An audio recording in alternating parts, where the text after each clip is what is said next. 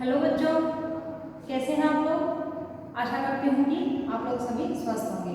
तो बच्चों, जैसा कि आप जानते हैं, हमारा चैप्टर चल रहा था हिंदी 1 में, चैप्टर नंबर 4, जब जागो तभी सवेरा।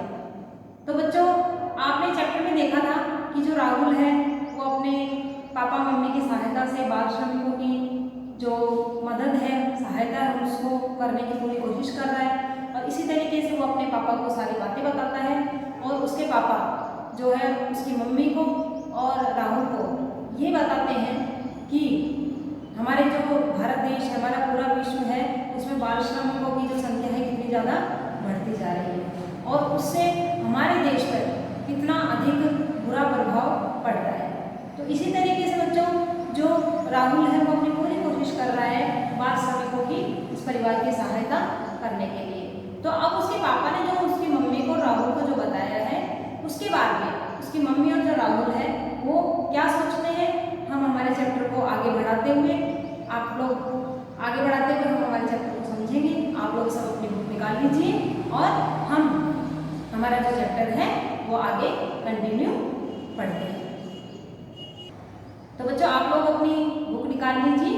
जब तक आप लोग अपनी बुक निकाल के तैयार हो और हम हमारा चैप्टर शुरू करें, उससे पहले हम हमेशा की तरह कुछ मैंने शब्द अर्थ बोर्ड पे लिखे हैं, हम उनको समझेंगे और फिर हम हमारा चैप्टर शुरू करते हैं। ठीक है बच्चों।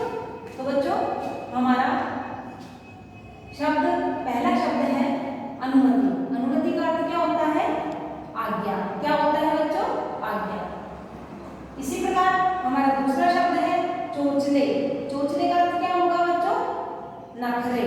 ठीक है। इसी तरीके तीसरा शब्द हमारा क्या है? तमाम। तमाम का अर्थ क्या होता है? बहुत सारे। अगला शब्द है हमारा श्रमिक। श्रमिक का अर्थ क्या होगा बच्चों? मजदूर। ठीक है। हमारा अगला शब्द है व्यापक। व्यापक का अर्थ क्या होगा? विस्तृत। क्या होगा? विस्तृत। इसी प्रकार हमारा जो लास्ट शब्द है वो है वजीफा। वजीफा का मतलब होता है छात्रवृत्ति।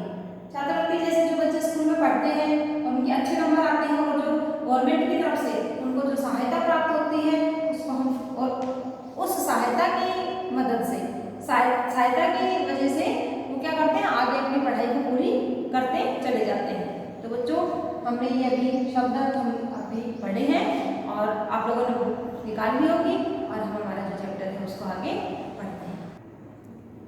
तो बच्चों, आप लोगों ने सबने अपनी बुक निकाल ली है।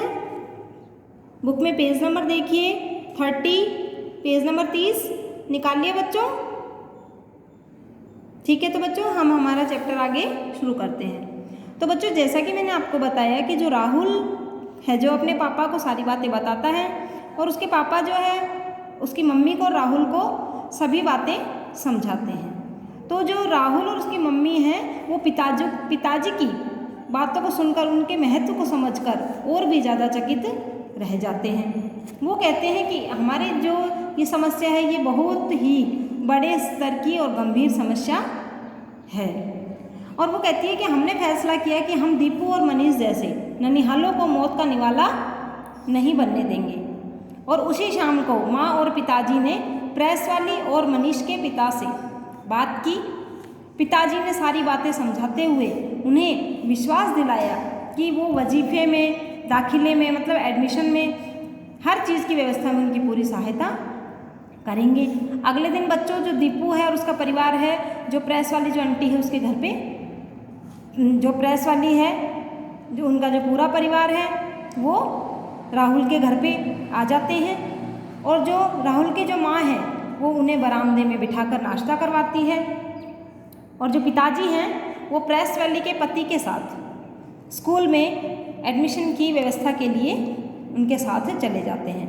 1 महीने बाद बच्चों क्या होता है कि उनके परिवार की बिल्कुल ही जो जीवन है वो बदल जाता है। अब जो प्रेस वाली है उनके बच्चे भी पढ़ने लगे थे। ठीक है। और जो रेखा और जो कमलेश है वो भी सुबह की पारी, मतलब सुबह की शिफ्ट लगती है ना, उसमें 7 से 12 बजे तक वो स्कूल जाती। और मनीष और दीपू 1 बजे से शाम 6 बजे तक दूसरी शिफ्ट में, दूसरी पारी में स्कूल जाते थे। और सुबह को दीपू और मनीष माँ का हाथ बटाते थे, शाम को रेखा और कमलेश आ जाती थी। तो इससे बच्चों उनकी पढ़ाई भी होती जा रही थी और वो अपनी मम्मी के काम में सहायता भी कर रहे थे। और सड़क किनारे फुटपाथ पर बैठकर ही वो अपना सारा काम कर लेते थे स्कूल का। कभी कभी वो हमारे किसके, राहुल के घर, कभी कभी वो राहुल के घर भी आते थे उसकी सहायता लेने के लिए। और जो राहुल था उसे भी बहुत अच्छा लगता था उन्हें पढ़ा करके। ये लोग, राहुल बताता है कि ये जो लोग थे, दीपू और उसका परिवार, ये सब बहुत जल्दी जल्दी सब कुछ सीख रहे थे। और ये लोग अपनी कक्षा में कोई नए नहीं थे, इनके जैसे वहाँ पर पढ़ने वाले और भी बहुत सारे बच्चे थे। वहाँ जो राहुल है वो कहता है कि अभी देर नहीं हुई है, जब जागो तभी सवेरा। मतलब कि राहुल कह रहा है कि अभी कोई देर नहीं हो। अगर हम कोई अच्छा कार्य करना चाहते हैं, अगर हम किसी की सहायता करना चाहते हैं तो उसके लिए कोई समय निश्चित नहीं होता है। जब हम किसी कार्य को शुरू करते हैं तो हमारा जो कार्य है वो हमेशा अच्छे से ही, अच्छी भावना से हम करते हैं तो वो अवश्य पूरा होता है। तो इसी प्रकार राहुल कह रहा है कि मैंने भी प्रण कर लिया है कि अपनी जानकारी में ऐसे किसी भी बाल श्रमिक का जीवन नष्ट नहीं होने दूंगा। और आप भी, राहुल कह रहा है बच्चों हमसे कि आप भी हाथ बढ़ाइए और अपने देश को आगे बढ़ाइए। पढ़ते पढ़ते भी हम यह कार्य कर सकते हैं। तो बच्चों जैसे कि आपको ये चैप्टर अच्छे से समझ में आ गया होगा, ठीक है बच्चों, तो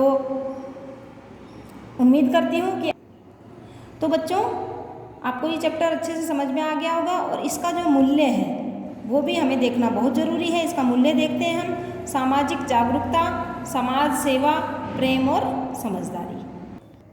तो बच्चों हमारा जो ये चैप्टर है, चैप्टर नंबर 4 हमारा कंप्लीट हो चुका है, ठीक है बच्चों।